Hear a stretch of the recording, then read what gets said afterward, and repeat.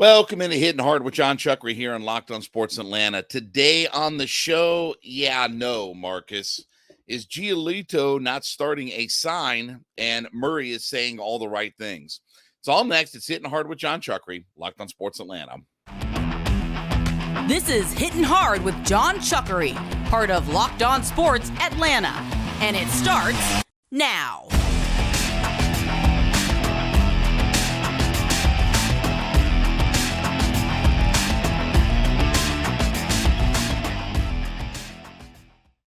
Hittin Hard is part of the Locked On Podcast Network, your team every day. We ask you to subscribe or follow for free on YouTube or wherever you listen to your podcasts. Get the latest episodes of Hittin Hard as soon as they become available.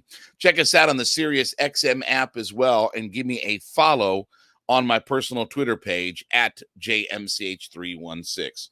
So this Netflix show, I guess is what it's on, quarterbacks, okay? This deal that's going around where Marcus Mariota is being a part of this show. Okay. So the headline from CBS is Marcus Mariota sets the record straight on leaving the Falcons late in 2022. So I'm already jaded on all this. I'm like, okay, let me read what this is all about. So here's what he has to say. So basically, the veteran quarterback had his first child around the same time that he was benched. Mariota was informed that he was being replaced by Desmond Ridder the day after his daughter was born. Here's the quote from Mariota, as he said in the series. Quote, "So ultimately, it's a long story, really. So during the bye week, my daughter was born, Micaiah. When she was born, Art brought me in the following day. It was like talking about the future and kind of what he wanted to do. And they told me that they were going to play Dez the last 4 games. Initially, he had said, at this point and time of the year, the playoffs are a long shot, and we just kind of want to see what Dez can do." So then they flash over to Arthur Smith, who says that Marcus Mariota and he had never talked about the quarterback getting any type of knee procedure done and all this, that, and the other that, ultimately was part of his benching. Quote, "When he and I had that conversation, that's not what we talked about. All those are private conversations, but it was more about where we were as a team and as a player and what the future might hold." Now, obviously, again, despite, looking like he had quit on his teammates, which he did, and all this good stuff, Marcus Mariota stated that he was doing what he thought was best for all parties involved. "I don't know why it had to be that narrative. I gave everything I had for this team. I thought I was making a good decision for everybody. Ultimately, we decided that getting my knee fixed was in the best interest. I came home, got my knee fixed, and have been in Vegas ever since." Okay, so let me put it like this, okay? He gave everything that he had to this team, and I thought I was making a good decision for everybody. You mean like the decision when you decided to lob a grenade in Carolina against the Panthers and falling to the ground, and it looked like, look, that will be the indelible memory ingrained in everybody's brain. When you think about Marcus Mariota, that will be the defining play ever.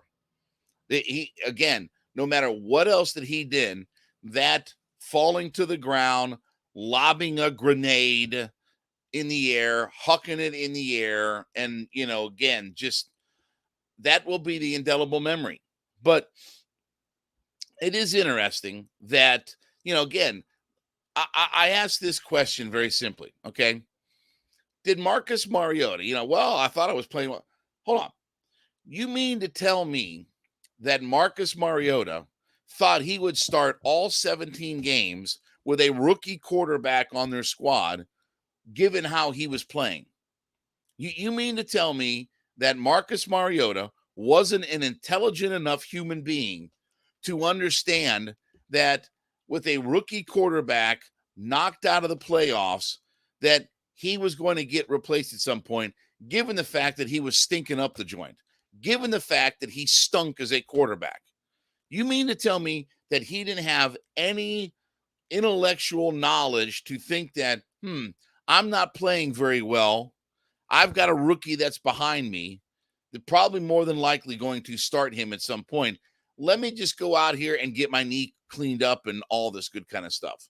Instead of staying with the team, working with the young quarterback, mentoring him. And look, I know it's not a quarterback's job to mentor, but you can't tell me, oh, what a great person he is. And, all of these things that we were sold on Marcus Mariota, and then he quit. And then he just took his ball and went home and quit on the team. And that's what he did. I mean, again, quit on the team. Well, I had to get my knee done. Okay, that couldn't have waited. You waited that long. I mean, you played through it. It didn't just happen the week before. He said it was chronic. Okay, that's not a word that's, a 1-week injury and then we'll get it fixed and everything. And by the way, if it's chronic, how big of a procedure was this? Because again, doesn't sound like it was a simple, small procedure. See, again, all of this is just nonsense. This is what it comes down to. It's nonsense when you hear Marcus Mariota talk. Again, I'm not going to go as far as to say that he's David Ortiz, the biggest phony in sports. But when you hear guys like this and they justify this, you start, the word I use is phony. Phony. That's what these guys are. Well, I thought I was making the right decision. I mean, the right decision when he lobbed that grenade falling to the ground? Come on, folks. Again, when you read these things, and look, I know Arthur Smith is not going to bury a player, and he coached Marcus up in Tennessee, and he's not going to do that. But I think Arthur's letting you know that that wasn't really our conversation. I mean, yes, we did talk about the future, and they were hoping that, Marcus Mariota would be there to kind of work with Desmond Ridder. And again, did you think Marcus Mariota really thought that he could play that poorly and still find himself being the starter, knowing that there's a young quarterback on the roster that was drafted that year in the 3rd round, sitting right there, and they want to get a shot at what he can do, knowing that the guy is here for the future, knowing that Marcus Mariota at best, had one more year under contract.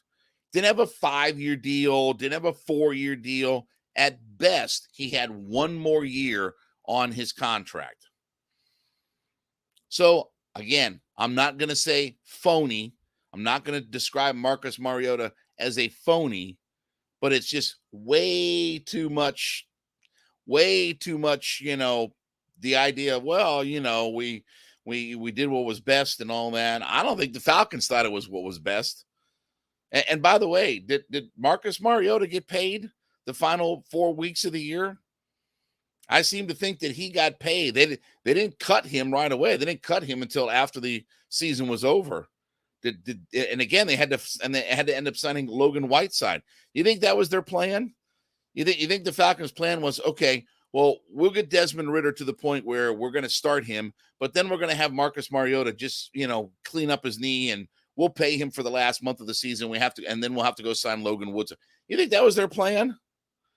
You really think that that's what the Falcons were in the business of doing, is watching Marcus Mariota, be injured the last 4 weeks of the year and still get paid and not cut him till after the season was over, and have to sign another quarterback in Logan Woodside? Again, not going to say phony, not going to say that he's a complete phony, but smell that? I smell a phony. When I see one. But anyway, that's neither here nor there. All right, let's talk about our newest sponsor, Bird Dogs. And look, these are going to be the most comfortable shorts that you're going to wear on earth. Listen, they do a great job of being designed to fit slimmer through the thigh and leg to give you a truly sculpted look. And they're way better than regular shorts because of the stiff restricting cotton that you normally get in shorts. These are being fixed because they have invented this cloud knit fabric that looks just like khaki, but stretches so you can get a way slimmer fit without having to sacrifice movement.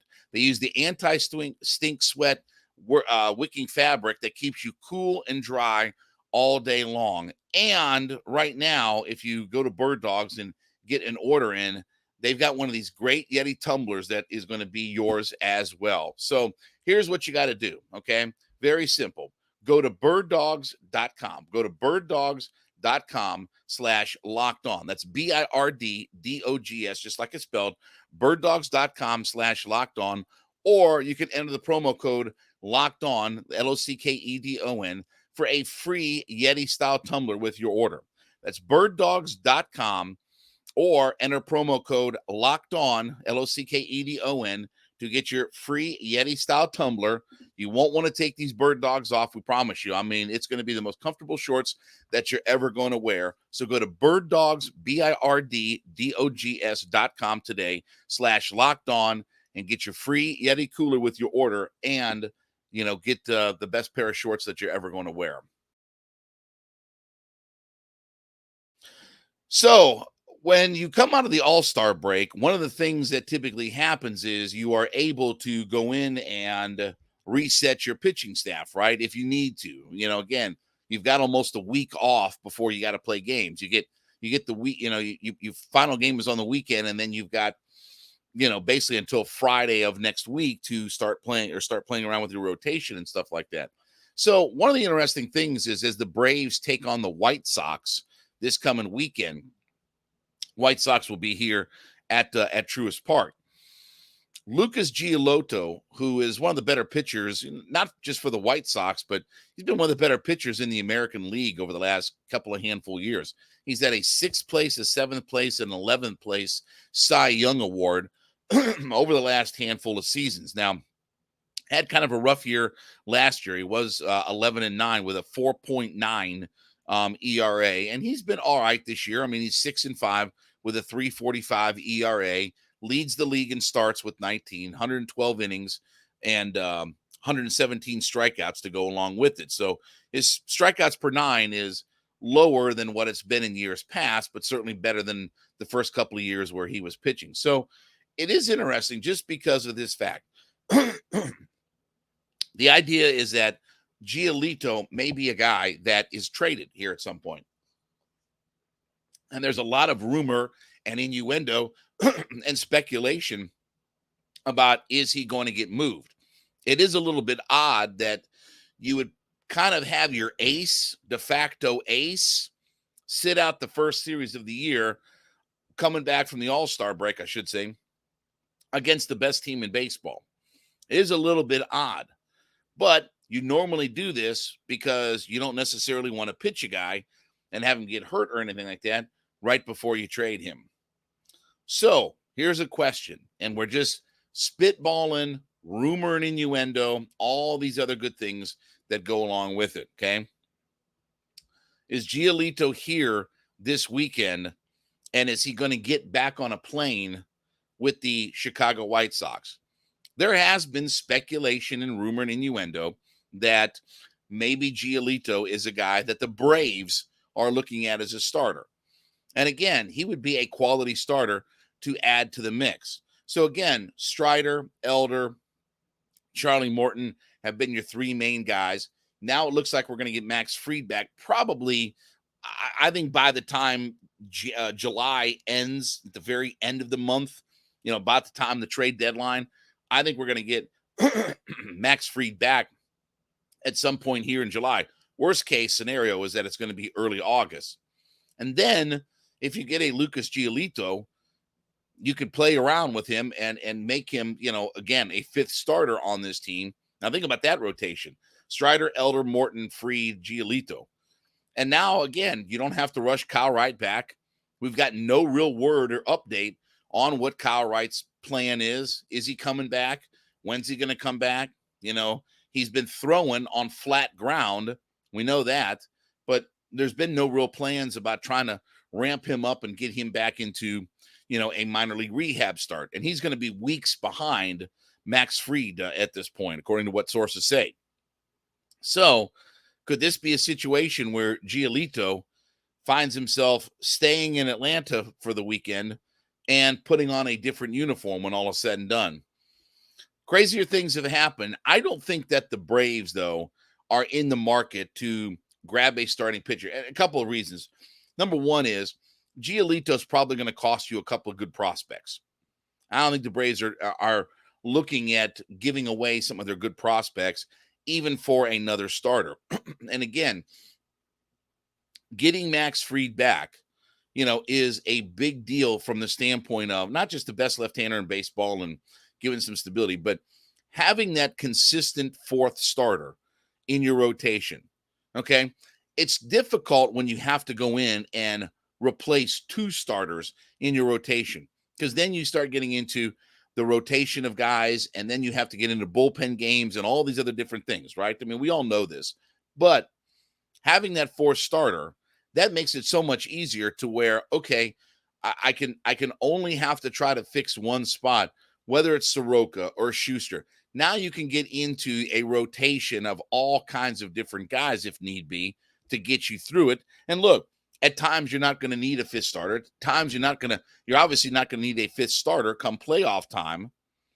So if you can get, to where you've got four consistent guys that are in your rotation, you can figure out that fifth starter spot. You can figure out what needs to be done as that fifth starter.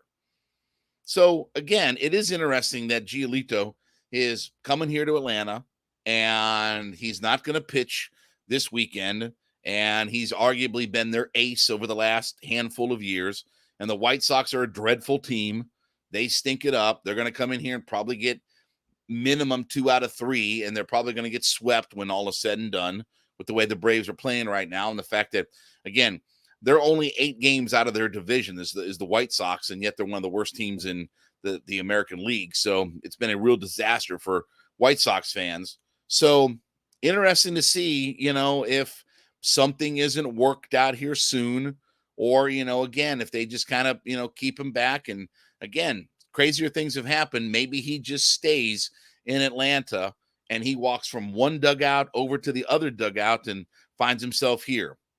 We'll see. I'm not sure Alex Anthopoulos is going to give away the prospects it would probably take to get Giolito, who's going to be one of the more coveted pitchers on the trade market. Maybe, but I don't think so at the end of the day. But it is interesting just reading some of the tea leaves that are happening out there. All right, let's talk about our sponsor, FanDuel. FanDuel is America's #1 sports book. And when you sign up to FanDuel.com/lockedon, you can get 10 times the amount of bet that you make in bonus bets, up to $200. So if you're betting $20 on MLB, you can land $200 in bonus bets, whether you win or lose. It's $200 you can spend on betting everything from the money line to the over-under to who you think is going to hit the first home run, all on a very safe, secure, and super easy to use app. And what's even better is when you do win, you get paid instantly. No better place to bet on MLB than FanDuel, America's #1 sportsbook. So go to FanDuel.com/lockedon. That's FanDuel.com/LOCKEDON to get $200 in bonus bets, win or lose. FanDuel.com/lockedon. LOCKEDON. Head there today. Get the $200 in bonus bets. FanDuel's the official partner of Major League Baseball. So Dejounte Murray is saying all of the right things. And I did think it was interesting in some of the comments that he had here, as obviously he signed the 4-year, $120 million deal. He told ESPN reporter, and I'm going to get this name right, Raz Gold on Wuday, back on July 12th, a couple of days ago, that he said, quote, "I told Trey, continue to learn who your teammates are. Trust your guys. We're here for him. Trey built what he built in Atlanta. He learned what he earned. He earned the right to be the head of the snake, and I let him know that. I think it's important." Now, I will say one interesting thing is when he says, at the very beginning of that quote from Dejounte Murray. I told Trae, continue to learn who your teammates are, trust your guys. Is that I know I'm going to get heat for this. Is that a parting shot to John Collins? Again, we heard for years, this is, years ago, that maybe John Collins wasn't happy with the way the offense was running. Maybe John Collins didn't feel like he was enough of a part of the offense and such like that. And maybe there was some rift there, between Trae and John Collins, just as far as not being on the same page offensively. And it is interesting when you read Dejounte Murray talking about, I told Trae, continue to learn who your teammates are, trust your guys.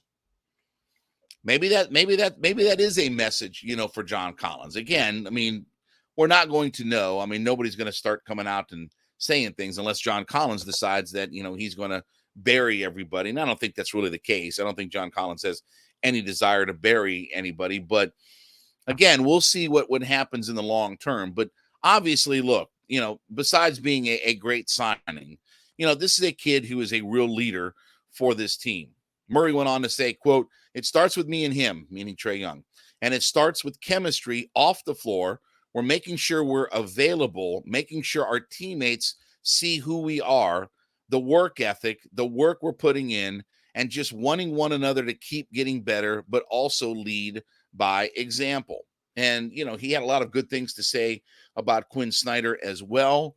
It is interesting that a guy, and I think this is part of what the appeal is of Dejounte Murray. Yeah, he's a great basketball player, and he's a great two-way player, and we know all those kinds of things and the dynamic that he brings. But there is a sense that even though he's not an old player, there is a sense of maturity that comes along with a Dejounte Murray. Now, look, he did not play for a successful basketball team, but he played for maybe the best organization in the NBA. He had the most stable front office coaching in the NBA. And he obviously played for, arguably one of the, 5 or 10 best coaches in the history of the NBA in Greg Popovich. So again, when you look at them, and this is one of the things that probably, again, the Hawks really need is some maturity, is some leadership, is just a calming presence, on that roster. So I think besides just the value that Dejounte Murray brings as far as how good of a player he is and all this, that, and the other, I think there is a sense of leadership that Dejounte Murray brings. And I think that there's a sense of, camaraderie that he has with Trey Young. I mean, obviously he wanted to be here. And it's not just, they gave him $120 million. Yeah, but realistically, if he'd have gone on the open market, he would have gotten more. The way salaries are going, and by the time we get to next summer, okay, he would have gotten more money. He would have gotten more money than $120 million. I mean, as a free agent, he could have gotten more money than signing with the club. So again, it's while I'm saying it's not, again, it is always, the money aspect, right? As Jim Ross always says, cash and creative. That's what drives everything, right? But it's not like that he took a sweetheart of a deal, and two is he could have gotten more money on the open market. So yes, I understand the money aspect of it, but it's not just all of that. I think he likes the organization. I think he likes the direction that Quinn Snyder is going in. And I think that's one of the things that really saved him. And I think he likes playing with Trey Young. But it is just interesting about, know your teammates, trust your teammates. And I'm not so sure that that was the case with John Collins. Not that they were getting into verbal altercations and stuff like that, but there was definitely tension between those two. Maybe it's just professional courtesy. Maybe it's just John Collins understanding that, his role was different now with Trey Young running the offense. I mean, whatever it was, there was something there. You don't get those kinds of reports from the inside if there isn't, some bit of smoke that is behind it all. So again, I love the signing. I think Murray's a terrific player. I'm glad that he's going to be here. I think he's going to have I think now that he knows that he's here and signed and doesn't have to worry about all of this other background noise, now he can focus on basketball.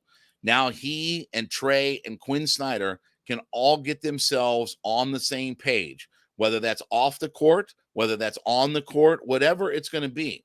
And we've seen the results that when Murray and Young play really well together, they drive this team.